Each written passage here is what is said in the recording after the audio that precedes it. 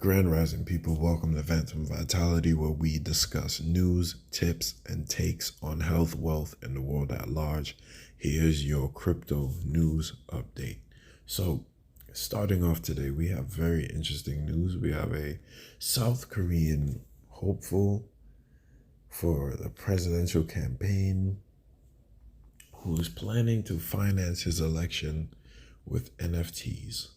So, let's dive in. We got Lee Jae-myung, a presidential candidate in South Korea, is trying to fundraise using NFTs in a bid to attract young voters. A presidential candidate in South Korea, Lee Jae-myung, is planning to fundraise using NFTs, per Yonhap News. The strategy is financial and represents a bid to attract young voters. As the young generation in their 20s and 30s are interested in emerging technologies, including virtual assets, NFTs, and the metaverse, this type of fundraising could appeal to them, Kim Nam-kook, a Lee campaign official, told the Yonhap News. The Democratic Party, Lee's party, will issue NFTs that include Lee's image, as well as specific election pledges to those who donate to his campaign. The election is scheduled to take place on March 9th. So, very innovative, a very innovative move. I didn't expect this to happen like this, but this is actually a pretty big step because, usually campaign contributions is usually cash, and as an NFT, now this incentivizes it even more for people to throw their weight behind a certain candidate. But we have to be very careful with, things like this happening. And this, not on one side, is like, okay, we are going to see this happening more. But on the other side, we are going to see how, local governments in various countries are going to deal with this. Because ultimately, we always have to remember that NFTs are, I would say that they're a speculative vehicle. I would have to say that because no one's getting an NFT because they just want the NFT right now. People are getting NFTs because the NFTs are expensive, or they think the NFT will be expensive so they can then hold it. And then when the price goes up to a certain amount, they give it away, they sell it. It's like Beanie Babies and Pokemon cards and of that sort. So he's giving away NFTs. Oh, because he's planning on. It says he's planning to fundraise using NFTs, and it says that he's gonna, like I said already, he's gonna issue the NFTs that include his image, specific election pledges. So that's another angle that is very interesting, because that means that if he says he's gonna do something, it's on the NFT. It's on the NFT. So it's either, if he breaks his promise, the NFT is going to be like the proof that he made that promise and broke it. And if he keeps the promise, then the NFT will grow in value because it will be a monumental moment where he just proved exactly what he was going to do on the NFT. So that's really innovative. That's a very creative idea. And this is something that I can see, a candidate doing in the United States of America in the future. I can see more candidates doing this in the future. I wouldn't be surprised if Trump tried to do this, because you see that his wife has this NFT project. Apparently he was supporting it, even though he's pretty much a hypocrite when it comes to a lot of things. But he's a hypocrite when it came to this, because he was talking bad about Bitcoin, but then he talks up on her NFT project. So it's clear that he doesn't understand that you can't talk down on the sun and then say, oh yeah, but the moon is amazing. Like, that doesn't work. Like, Bitcoin is the sun. There wouldn't be the NFTs if it wasn't for Bitcoin, because Ethereum needed a network to validate its existence on. Ethereum couldn't be a standalone. Even with Bitcoin and within itself, Bitcoin had to be, pegged to global currencies to have some form of value so people can buy into it. So the value is exchanged between fiat into Bitcoin. But not to run off on a tangent here, I think this is a very, very interesting move. This is a move that's going to cause a lot of, different reactions. You're going to have people who love it. You're going to have people who side eye at it because of corruption and the very nature of why people are going to be voting for these candidates. So it's like, if you vote for this candidate, are you voting for this candidate because of what they say, or are you voting for this candidate because you think their NFTs are going to be more valuable? Let me know what you think in the comments. Definitely let me know what you think. But it's very interesting. As for South Korea, it says the Asian country's regulators have long been focused on the growing industry. In March last year, South Korea introduced new reporting rules for crypto companies with one eye on the country's anti-money laundering regime. Non-compliance could result in a fine of up to $44,000 or even a 5-year prison sentence. In November, South Korea's financial regulator also hinted at the idea that the government could tax NFTs shortly. I don't know how they're going to do that. And the thing about it is, like, crypto is so liberating in the fact that it's like, how are these companies going to even do this? The only way that they would be able to tax NFTs is if they force everybody to use a specific NFT wallet that was somehow maybe hosted by them, or they paid for a company to host these wallets. Then they would be able to tax them. But at the same time, how would they be able to tax them? The only way that it would work for them to tax the NFTs would be for them to, like I said before, have a wallet that is approved, that is the only wallet that people can use, which wouldn't work. Then at the same time, enact some kind of fee to where as soon as you deposit an NFT into that wallet, there's a fee that is like the tax. So I don't know about all that. The way things are looking when it comes to crypto, as things keep trudging along, taxes might be obsolete. Well, I'm going to have to make a video about that too, about how taxes look with crypto, because with mining fees are the taxes within itself. Within itself, for Bitcoin, the mining fee is the tax that you're paying. Now, of course, this is the government we're talking about here, and the government always wants to get its cut off people. In America, you pay tax on damn near everything. You have to pay tax on the money that you make, and then when you want to buy food to survive, you have to pay tax on that. It's ridiculous. You have to pay tax on your house that you live in. You have to pay tax. It's amazing how many things in America you have to pay tax on. And then it's also amazing how they use the argument of, oh, the billionaires are not paying enough tax, when it's not really the billionaires that are not paying enough tax, it's them wasting a good amount of taxpayer dollars. But I won't digress about this.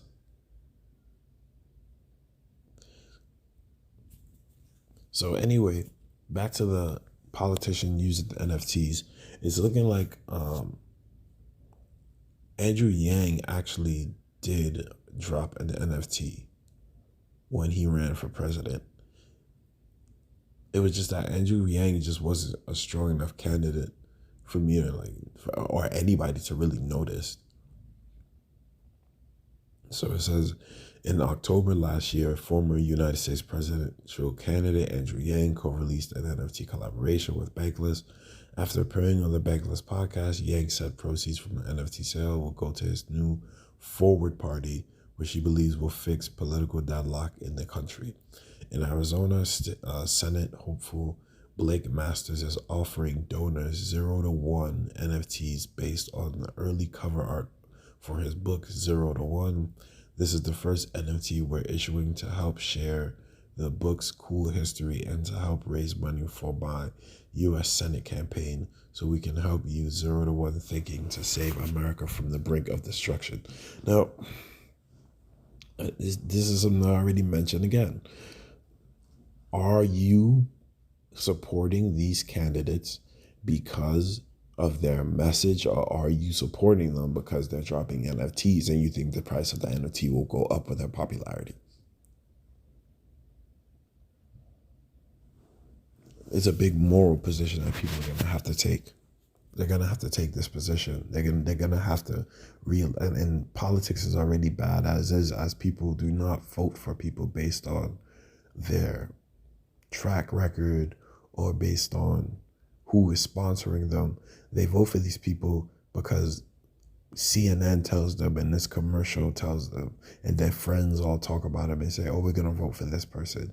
And they use groupthink and they think like sheep when it comes to voting for wolves and lions and leopards. Just like that meme. So ultimately, this is very interesting. I'm be keeping track of this because this is a very interesting piece of news that just came out.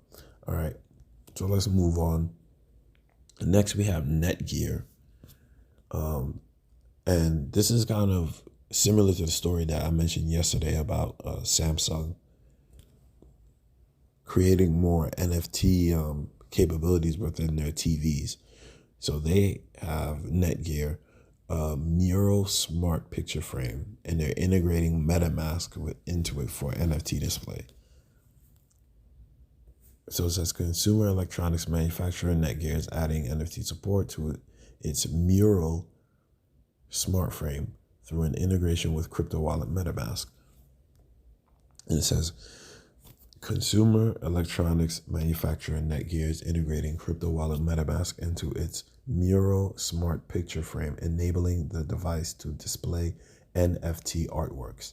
Unveiling the update at the Consumer Electronics Show in Las Vegas, Netgear announced that it will enable Mural owners to connect their MetaMask wallet to their smart frame and select NFTs held in the wallet for display. The integration is currently being beta tested, according to tech publication The Verge. Netgear's Mural range includes a 15.6-inch photo frame priced at $299.95 and the larger 21-inch and 27-inch canvas smart frames priced at $399.95 and $599.95 respectively. All three devices include 1080p displays and Wi-Fi. Users can display images as slideshows from their phone or a tablet using an associated app or a micro SD card, subscribe to curated collections of artwork, or purchase individual artworks via the Mural app. So this is, things are moving again. Things are moving again when it comes to the NFTs and when it comes to creating a ecosystem around the NFTs. Of course, I'm not going to act like it's not weird that now your picture frame is going to be connected to Wi-Fi, and hopefully there's not a camera connected to the picture frame so it can watch you every day and move or track your movements or anything like that. But it's another great, step where we're seeing more companies creating, a world around crypto, which shows that the crypto adoption is not slowing down. The thing about it is, it really has to do with a financial literacy aspect of it. The truth of the matter is, people are going to be left out. It's going to be like 2040, and there's going to be people who still are not invested in crypto. The last time I checked, it said that there was 300 million people who are holding cryptocurrency right now in the world, which shows you just how early we are. Like, everybody who is watching this video right now, you're early. You're very early right now. So this is, things are continually moving along. And I mean, $500, $600 for a electric picture frame. To a lot of people, that's crazy. To a lot of people, that's wild. These Samsung TVs that I mentioned yesterday, they're gonna be going for like $4,000 or $5,000. That's wild. That's a lot. But to somebody who just bought an NFT for like Eminem, for somebody that bought an NFT for $400,000, what is that to them? That's like 10% of the price of the NFT. But another aspect that we need to remember is electricity. And this is what I said again from yesterday. If there's a way that we can we need to figure out a way, and this is another thing that I was talking about again, about how people who figure out solutions to the problems that the cryptocurrency, world is going to continue to run in are going to be wealthy, are going to be prosperous. The people who decide, okay, we need to start, putting mining capabilities within our power grids. Just like how Kazakhstan is thinking about using their nuclear energy, just like how Iran is, trying to figure out how they can work with miners in terms of electricity. That is going to be important, because with these things, with the Samsung television, people are going to keep their TV on all damn day. The TV is going to be on all day. It's going to be a frame now.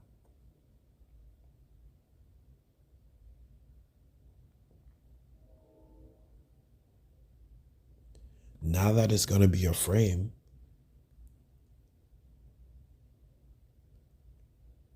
it's going to be on all day. So how much electricity is that going to use every single day?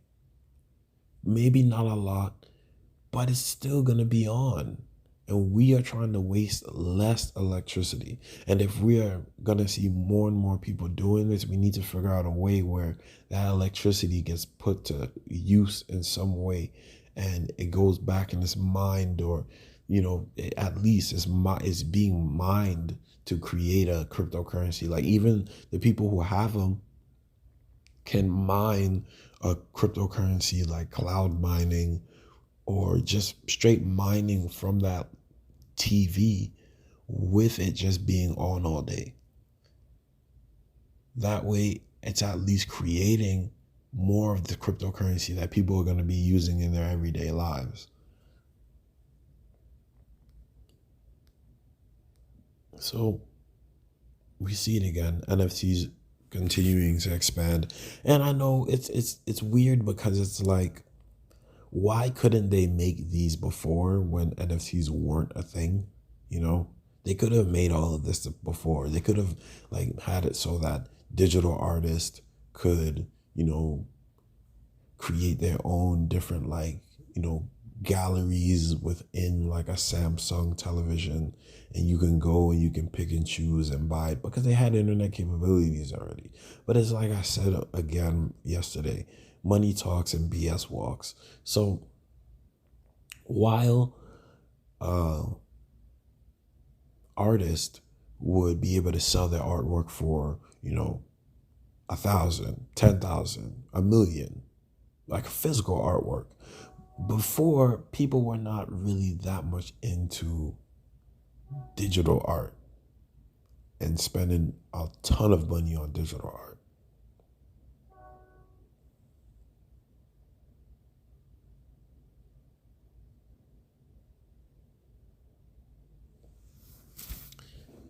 So we see this going on right now. And hey, it's like we got to just get with it, get with the times. I've had some NFTs, from before this boom happened, I got in on Dead Mouse's like first NFTs. I don't even know how much they're worth. They're probably worth a bunch right now because it was like the first version that he dropped. And then I got in on NBA Top Shot, and that was cool. I got out of that though. Like I got out of NBA Top Shot because it was like I didn't like the fact that you can't withdraw the top shots into your own wallet. Like you have to just hold the top shots, and it's too centralized for me. But yeah, I'm gonna keep going. And like I said, I'm gonna be making videos about different NFTs that I notice that I think are gonna be, making moves and making waves in the future. But there's that. NFTs are continuing to move, and they're continuing to sell. People are continuing to buy them.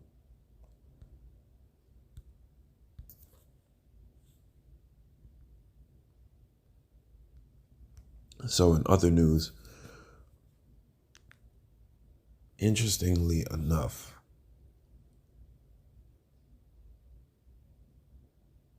Alphabet, Nvidia, and GameStop outperformed Bitcoin in 2021.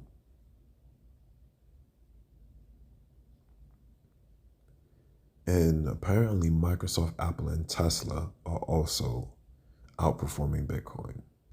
So of course, Bitcoin last year had it had a good year. I'm not gonna act like it didn't. Honestly, Bitcoin had a good year. It did. I mean, as we're, making this video right now, Bitcoin is at 47,000. And for the year, it's up 42%. Not crazy like it was before, going up 200% in a year and stuff like that. But it went up 42% for the year. Right now, it's down. It's still like being pushed down, pushed under that 50,000 mark.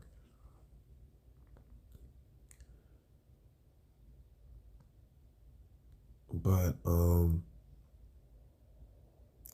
it's weird to really look at it and say, oh, the stock market is outperforming Bitcoin because of what is going behind it, and because of the Cantillon effect in terms of as soon as they print more money, they give it to the wealthiest people, which is usually institutions, the banking institutions, BlackRock, friggin' Vanguard, all those people. And then what do? They go take their money and then they buy stocks. Like even I heard, like, don't quote me on it, but I think the Federal Reserve was even able to start buying stocks. So what's been going on is the stock market has been incredibly overinflated. They've just been taking all that fake money and throwing it into the stock market. And we've officially reached a point where like the stock market is looking like monopoly. It's looking like monopoly money right now. It's just like the amount of money that's in it right now is just crazy. When you look at Tesla or you look at Amazon and you see it going for like 1,000 and 2,000 and 3,000 a share. I've never even seen this in my lifetime. I didn't even know this was possible for a stock to be selling for so much. Luckily for us in our generation, we can still get in on it because, we can use Robinhood and we can use, Public and those apps, and we can buy pieces of it. We can still buy fractions of it and buy fractions of it over time. But, they're saying that it outperformed it. Naturally, with the way that the stock market is moving, it doesn't really surprise me. It really doesn't, especially with the fact that it's a lot of Wall Street people that are getting in on it. A lot of Wall Street people are the ones jumping in on it, and then they're pumping and dumping and manipulating it, and they're just doing everything that they're technically not allowed to do in the traditional stock market in crypto. And it's going to be tough to regulate that out, but it's something to be wary of, and it's something to understand. That's why in reality situation, crypto trading and crypto investing is not for the faint of heart. And that's why I don't give financial advice, and I don't tell people buy this coin and buy that coin. I'll say, this is what I'm looking at. This is what I'm interested in. These are the NFTs or the coins or the projects that I'm interested in. And here are the reasons why. I don't say you should buy them, because most people are not strong enough to buy them. Most people don't have the cojones to really go in and do this, because this is what you're going to have to deal with. You're going to have to deal with these whales who are going to pump the market, and then they're going to dump it and throw it right back into the stock market. So they're just pretty much trying to take as much as your money as they can and put it back into the stock market. And then they're going to do the same thing to the stock market, dump the stock market, and then throw it back into crypto. So it's like you have to really be watching these people. It's really an evolution for the average Joe in becoming a predator after spending years as prey. Because you have to watch the movements, and you have to see what's going on, and then you have to become the predators for them. You have to hunt them down. You have to hunt the big guys down. It has to be a David and Goliath type of thing. So now you got to look at these people and say, okay, what are they going to do? What are these institutions going to do? And this takes months and years of constant research and looking at the market to see what's going on. But ultimately, it doesn't change my personal opinion and many other people's personal opinions about the trajectory of where Bitcoin is going to be going. This wasn't really it wasn't really a story that I had to, read into or anything like that. It wasn't anything too crazy like that. So, truth be told, I'd rather just move on from that story. Just move full scale from there.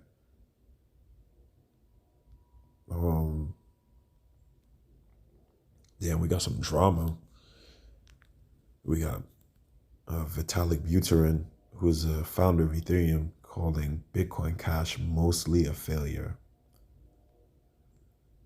So a lot of the Bitcoin Cash people are going to be mad at him for saying that.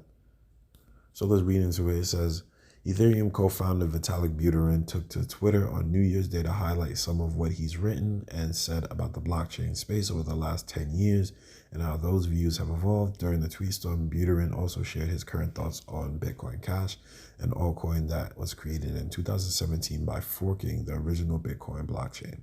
I was optimistic about Bitcoin Cash specifically because I agreed with the big blocker arguments in the scaling war more than the small blocker argument, Buterin wrote on Saturday in a response to a 2017 tweet he wrote about BCH. And then you can see the tweet. I have the tweet right there so you can look at it all. I'm not going to act like this is not like computer science nerd talk, but you got to get with the fucking times. So if you got a dictionary, a regular dictionary, then go into it. Look at it, see what's going on, but let's keep it going. The Russian-Canadian programmer who wrote the Ethereum white paper in 2013 then laid out why he sees Bitcoin Cash as mostly a failure. Today, I would call BCH mostly a failure, Buterin tweeted. My main takeaway, communities formed around a rebellion, even if they have a good cause, often have a hard time long term because they value bravery over competence and are united around resistance rather than coherent ways forward. And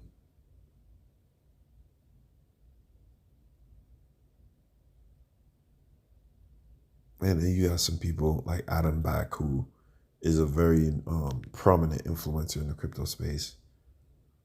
He responded and he said, it was not a good cause. It was a rejected corporate takeover attempt. Learn history, man. You supported it even, man.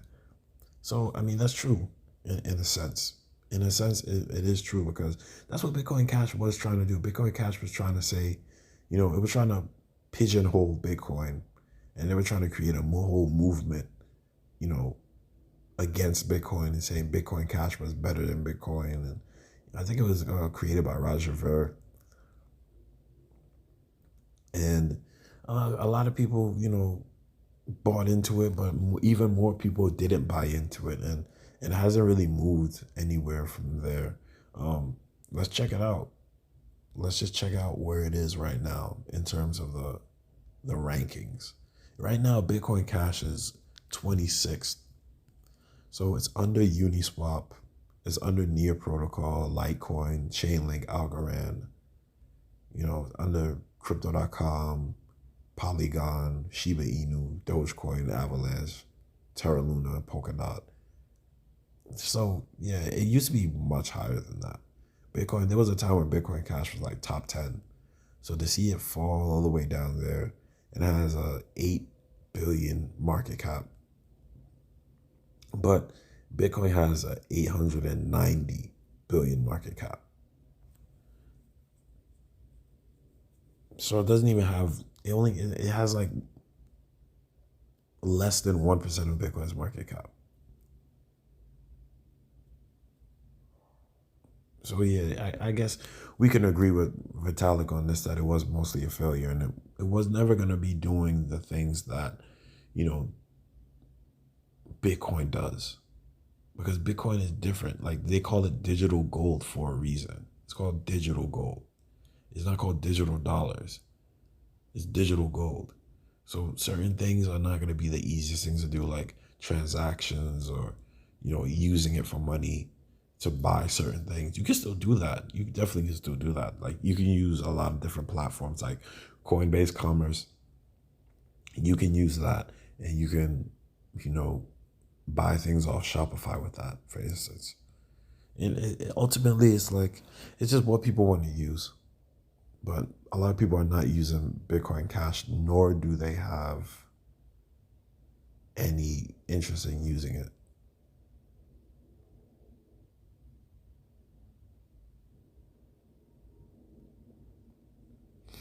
We have somebody who raised a very interesting argument on Twitter. Somebody named Cyprianus, who says, as a response to what Vitalik was saying, he says failure, and he puts the thinking emoji on there, and he says, how much gas would I pay to send $1 in USDT on Ethereum right now? He says, hint, $20. He says, sending $1 in USDT on Bitcoin Cash costs less than a cent. What was the mission again? So I understand what this person is saying, because the Ethereum fees are ridiculously high right now. But what he has to understand is the reason as to why the Ethereum fees are so high. The reason is because everybody is using Ethereum right now. And then on top of it, they're using it for NFTs, and they're using it for DeFi. And every single time you mint an NFT, you are burning Ethereum. So you're causing the price to keep going up every single time you mint an NFT. And then with more and more people using the network, of course, they're clogging up the network, and they're making it more expensive for transactions to take place. If people all of a sudden decided to run into Bitcoin Cash and do the same exact thing, you cannot say that the prices would stay less than a cent to move $1. You can't say that, because it's about the amount of load that a network is handling, and Ethereum is handling a ridiculously high load. This is why so many other projects like Polkadot, like Avalanche, this is why these projects they came out, because they saw the problem happening, you know, before it happened, and they launched their projects, and they launched projects within those projects to make ecosystems within that, because that's ultimately what we're going to need. Like, cryptocurrency is a decentralized network. Ever since I've gotten into this, since 2017, it's always been the rhetoric of decentralization, which means everything is not happening in one place. Things can happen in other places, and that's what needs to happen. We need them. We need all of the people who are going into, you know, Ethereum to do NFTs and DeFi to spread out to the other blockchains. And as long as the blockchains are interoperable, then we're good to go. But we need people to spread out into the other blockchains. So these other blockchains are, you know, moving efficiently and smoothly, and transactions are happening as quick as they can happen while lightening the load on Ethereum. So I wouldn't say that this was a fair argument. I wouldn't say that that dude raised a fair, sound argument, because it's like I said, the same thing can happen again.